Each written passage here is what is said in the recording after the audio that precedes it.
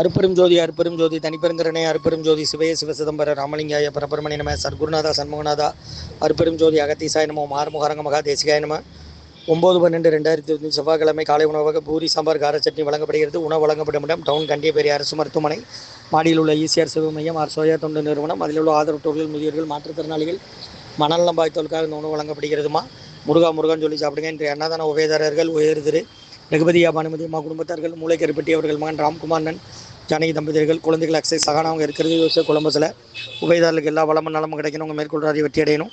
குடும்பத்தில் நிம்மதி அமைதி ஆரோக்கிய ஒற்றுமை இருக்கணும்னு ஆசான் திருவடி பணிந்து வேண்டி நோய் தீர்க்கிற மருந்தாக கொடுக்குற வாங்கி பயனடைங்கம்மா.